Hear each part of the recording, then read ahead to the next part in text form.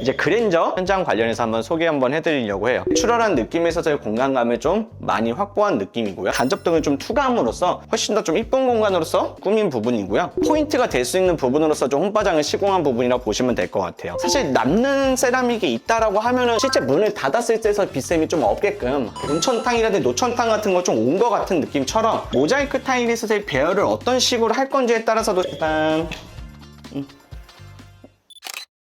안녕하세요, 엔트런스 한재본 대표입니다. 오늘 소개해드릴 현장 관련해서는 엔트랜스에서 처음으로 진행한 이제 그랜저 현장 관련해서 한번 소개 한번 해드리려고 해요. 티즈 아반떼 소나타 그레이드만 한번 보여드렸다가 처음으로 그랜저 그레이드를 한번 보여드리려고 하니까 조금 설레이는 마음이 가득한데 어떤 포인트로서 접목돼가지고 최대한으로 이쁘게 도모를 했는지 오늘 현장 둘러보면서 소개해드리도록 하겠습니다.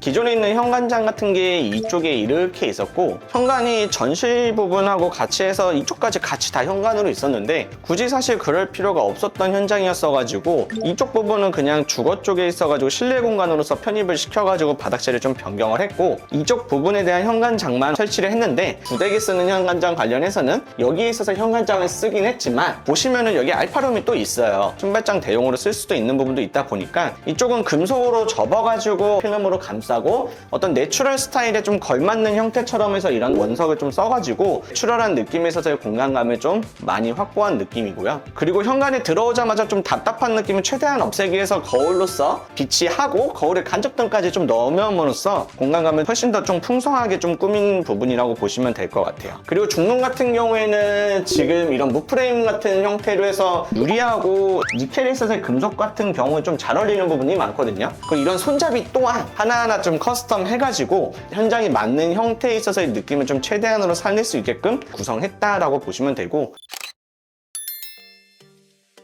다음 알파룸 같은 경우에는 이렇게 접이식으로 해서 접이식 폴딩 도어로 구성을 해가지고 실질적으로 현관장 대용으로 좀 쓸 수 있게끔 해가지고 전부 다 수납장으로서 좀 구성을 한 부분으로 보시면 돼요. 발코니 공간이 마땅히 없었어가지고 큰 짐 같은 경우 여기에서도 좀 보관할 수 있게끔 만들고 이쪽 부분에 이제 런드리룸 관련해서는 이쪽 부분 런드리룸이자 보조 주방 같은 형태로 해가지고 이건 기존에 있는 장을 활용해가지고 좀 리폼해가지고 필름한 형태라고 보시면 될 것 같고 지금 PD님이 서 계신 부분 냉장고장 으로서 비치해가지고 실질적으로 주방 공간 자체는 훨씬 더 넓은 공간으로서 좀 보이기 싫은 부분들에 대해서 좀 감추는 부분으로 좀 활용한 부분으로 보시면 좋을 것 같습니다. 여기 스타시티 같은 경우에 조금 단점이 뭐가 있었냐면 이 라인들이 좀 맞지 않아가지고 문하고 그 다음에 옆에 있는 방문하고 있어서 깊이감도 다르고 길게 뻗는 부분이 좀 없었다라는 게 좀 단점이긴 했습니다. 가벽 같은 경우에 시공을 함으로써 라인을 일자로 쭉 떨어지게끔 만들었고 그 라인 떨어짐으로써 남는 공간 같은 경우에는 여기에 수납장을 좀 꾸며도 되지만 내추럴한 느낌에 있어서 맞춰서 이런 플랜테리어 같은 요소를 좀 섞고 간접등을 좀 투과함으로써 훨씬 더 좀 이쁜 공간으로서 꾸민 부분이고요. 그리고 복도에서 문 열자마자 보이는 공간 같은 경우에 고객님이 소중하게 좀 생각하시는 액자 관련해가지고 좀 꾸몄고 그 액자 위쪽에 스팟등으로 해가지고 좀 액자가 포인트가 될 수 있게끔 만든 부분도 연출한 부분이라고 보시면 될 것 같아요. 요즘에 반려견하고 같이 지내시는 구독자분들도 많으시면은 고양이와 같이 생활할 수 있게끔 해가지고 저희가 군데군데 펫도어를 많이 시공했거든요. 어떤 식으로 시공했고 어떻게 풀었는지도 이따가 현장 관련해서 한번 말씀드리면서 좀 설명 한번 드려볼게요.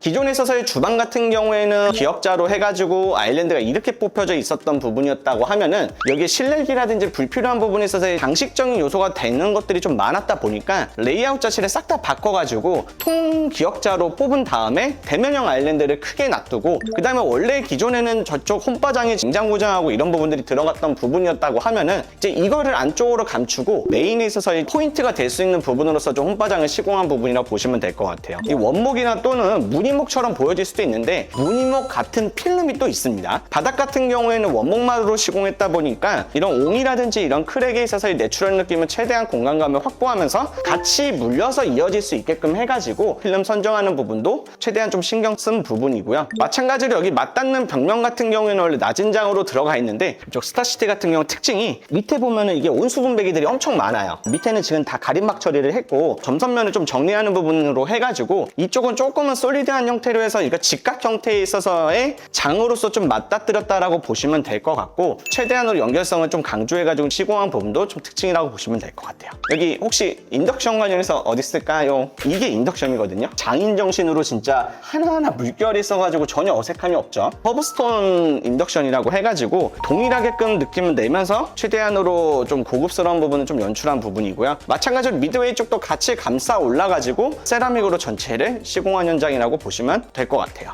이쪽에 펫도어 같은 경우에는 가구 도어로 설계를 해야 되는 상황에서 덜렁이 도어를 사용함으로써 반려견들이 편하게 왔다 갔다 하는 부분들도 좀 응용하고 살릴 수 있는 부분도 있으니까 설계 관에 있어서는 꼭 참고해 주시면 좋을 것 같고, 실제 이런 선반 같은 경우도 사실 홈바장이라든지 이런 부분에서 어떻게 놔두는지가 좀 중요한 부분인데, 이런 선반도 어떻게 보면 1차원적으로는 다보로 시공하는 부분들이 제일 편한 시공이긴 한데, 그렇게 다보로 시공하게 되면은 사실 미관상 좋지가 않잖아요. 그러다 보니까 이런 매립을 먼저 해가지고 실리콘으로서 고정한 부분으로서 최대한 좀 히든하게 느낌을 보일 수 있게끔 해서 홈바장을 좀 구성한 부분이다 라고 참고하시면 좋을 것 같습니다. 일단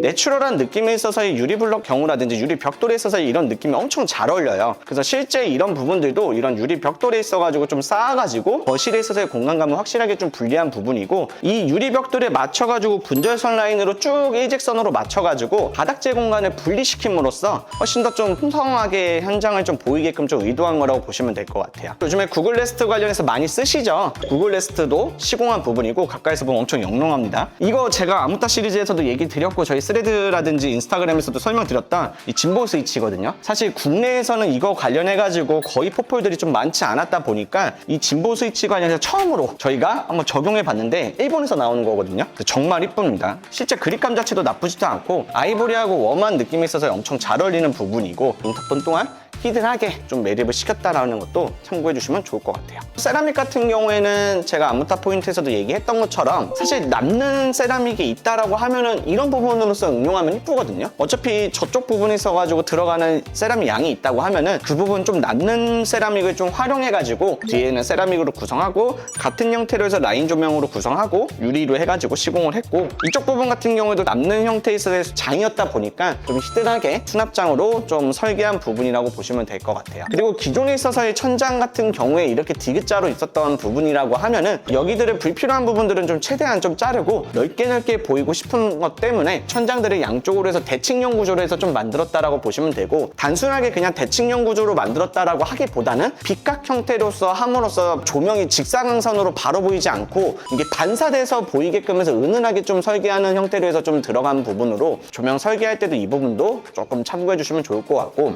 이 라인에 맞춰가지고 매지선에 있어서의 분절 라인도 똑같이 맞춘 거 놓칠 수도 있는 부분이고 신경 안 써도 되는 부분인데, 사실 이런 부분들 간에 있어서의 디테일들이 좀 한 끗 차이가 엄청 큰 차이가 좀 나는 부분이라서 이런 것도 좀 중요시하면 될 것 같고, 이쪽 부분 같은 경우에 좀 사선으로서 좀 공간이 좀 마련되어 있던 부분을 고객님이 취미생활로 즐기시는 하프 관련해가지고 좀 돋보일 수 있게끔 해서 이런 라인 조명으로 해가지고 전부 다 시공을 했다라고 보시면 되는데, 이 라인 조명도 사실 좀 중요한 게 있어요. 껐을 때 엄청 많이 보이긴 하는데 지금 실질적으로 날개의 공간이 하나도 없게끔 만든 거거든요. 여기가 보통 흰색 커버링이라고 하면은 커버링이 없는 형태에 있어서 라인 조명을 찾고 그 라인 조명이 맞게끔 벽체를 쳐가지고 최대한으로 좀 넓게끔 해서 좀 시공한 부분들도 디테일한 요소지만 이런 한 끗 한 끗 차이가 좀 실질적으로 이쁘고 안 이쁘고 있어서의 느낌으로서 많이 줄 수 있는 부분이라서 좀 그런 부분들도 꼭꼭 챙기시면 좋을 것 같습니다.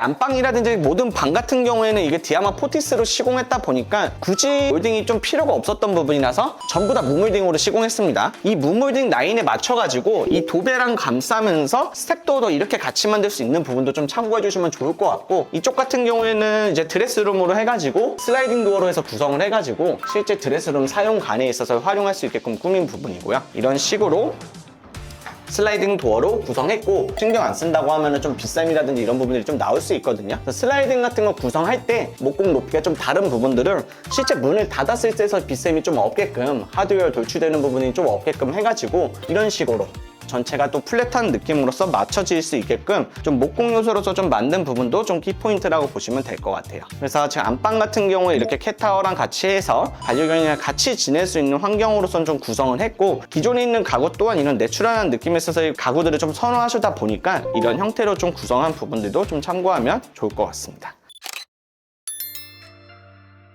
이 안방 화장실 같은 경우에 기존에 여기가 욕조가 있었고 이쪽이 세면대가 있었고 이쪽이 양변기가 있었던 부분이었다고 하면은 사실상 이런 부분에 있어가지고 구성을 그대로 유지할 필요는 좀 없었던 라이프 스타일 가지고 계신 분이다 보니까 실제 욕조라고 하면은 뭔가 아늑한 분위기에서 좀 꾸밀 수 있으면 좋겠다라고 좀 판단해가지고 여기가 원래 샤워부 쪽인데 온천탕이라든지 노천탕 같은 거 좀 온 것 같은 느낌처럼 좌우가 좀 막혀있는 가운데서 아늑하게 욕조를 좀 즐기실 수 있게끔 해서 욕조 위치를 이쪽으로 전면으로 바꾼 거라고 보시면 될 것 같고, 기존에 있었던 세면대 위치 같은 경우에는 이쪽으로 언더볼 형태로 해서 금속으로 제작 형태에 있어서의 타일 세면대로 좀 구성을 했고, 손잡이도 실제 이런 형태로 해가지고 히든 형태로 해서 좀 시공한 형태라고 보시면 될 것 같고, 밑에는 또 수납장으로서 좀 사용할 수 있게끔 언더 레일 같은 형태로 해서 서랍형으로 구성했다라고 보시면 좋을 것 같아요. 청소소 같은 거 좀 지저분해 보일 수 있잖아요. 근데 그런 청소소 또한 좀 사용하는 데 있어서 지장이 없게끔 해가지고 이런 형태로 해가지고 플랫한 형태로 히든 형태로 해서 좀 만든 부분들도 좀 키포인트로서 좀 참고하면 좋을 것 같아요. 박판 타일로 해서 600에 1200 타일로 해서 좀 큰 타일로 좀 시공을 했고, 이 원로 색깔에 맞춰서 비슷한 형태에 있어서의 마루 형태에 있어서의 타일을 찾아가지고 포인트 타일로 시공함으로써 전체적인 톤앤 매너가 좀 깨지지 않게끔 시공한 부분도 좀 포인트고요.